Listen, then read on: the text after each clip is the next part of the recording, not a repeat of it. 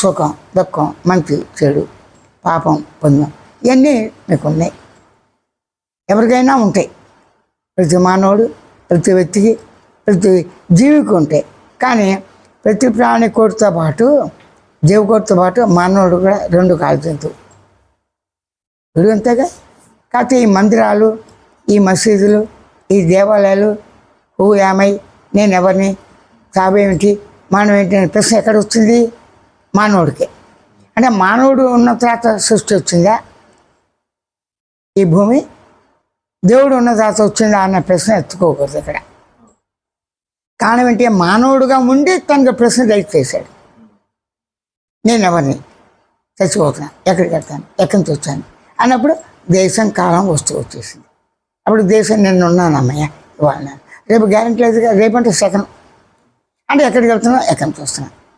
అప్పుడు విచారణ చేయగా వాళ్ళు ధ్యానంలో గమనికలు తపస్సులో భావంతో చేయగా ఒక ఆన్సర్ వచ్చింది. ఆన్సర్ ఏంటి? అనుభవంలో ఉన్నవన్నీ వచ్చిపోయేవే. మీ శరీరం మీకు అనుభవంలో ఉందా? ఎక్స్పీరియన్సా? బ్రతకాలా? మీ శరీరాన్ని బ్రతుకుతారా? అనుభవంలో ఉందా? ఉంది కదండి, దాన్ని బ్రతకరుగా. అంటే అనుభవంలో శరీరం ఉంది, కొన్నాళ్ళకి వికారం పొందే పరిణామాల్లో బూడిద అణువులైపోతుంది. నిద్ర పదార్థమే, కళా పదార్థమే, మెలకు పదార్థమే. మనతో ఉన్నటువంటి వృక్షాలు చెట్లు చేమలు ప్రకృతి అంతా పరమాణులే, అంతా పదార్థం అయినప్పటికీ దీన్ని మనం జ్ఞానేంద్రియాలతో గ్రహించి కర్మేంద్రియాల సహకారంతో మనసు బుద్ధి చిత్త అహంకారాలతో కూడి ఈ మనసుతో అంతా ఒకటే నేను అది అనే భావంతో ఈ శరీరం నడుపుతాం. ఎక్కడికి పుట్టామో తెలియదు, ఎక్కడికి వెళ్తామో తెలియదు, ఎక్కడికి పోతామో తెలియదు. అయినప్పటికీ మానవుడు తెలియగలాడు, సవరించుకుంటాడు. మానవుడికి మాత్రమే పాపుణ్యాలే. అంటే మానవుడితో సమానంగా ఉన్న దేవతలకి దయాలు వాటికి కూడా ఉంటాయి. జంతువులకు పాపుణ్యాలు ఉండవు. కాబట్టి పాపుణ్యాలు బయటకు వస్తుందా? అయితే నేను ఎవరినే ప్రశ్న వస్తుంది.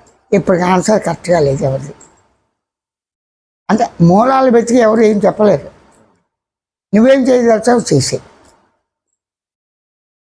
ప్రసాదం అన్నపూర్ణదేవి కట్టుకోవడం వస్తా ఉంటాను గూడు. ఇంకేం కాదు, తోడు నీడ, ప్రకృతి నాశనం చేయకుండా మనం ఉంటే చాలుగా. అదే మానవ ధర్మం.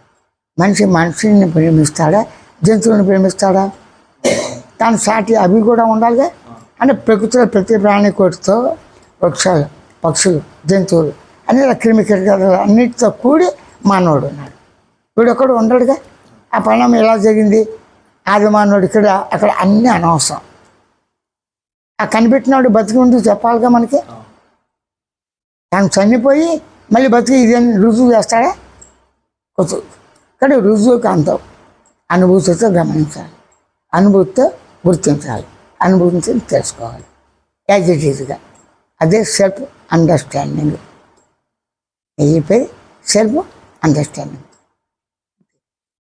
దేని అండర్స్టాండింగ్ చేయాలి మీరు? మీ దేహాన్ని. దేహాన్ని అండర్స్టాండింగ్ చేయాలంటే ఏం చేయాలి? దేహాన్ని గమనించాలి. గమనించకుండా, గుర్తించకుండా, తెలుసుకోకుండా, అనుకోకుండా, కదిలిక లేకుండా నేను అనే శబ్దం ఉందా? దీనిలో ఏ ఒక్క లక్షణం తీసేయండి, ఏ లక్షణం ఉండదు. ఒక లక్షణం ఉంది, అన్నీ వస్తాయి. కానీ దేహం ఎలా ఉంది? తల, మొండం, కాలు చేతులు. కాలు చేతులు విరిగిపోయినాయి. పుట్టుకతో కాదు, యాక్సిడెంట్ కానీ బతకచ్చుగా. మొండం అటు ఇది. ఈ కాస్త దాన్ని బతికించుకోవటానికి మానవుడు తప్పనే కదా. ఏం చేయాలి? న్యాచురల్ జీవితం.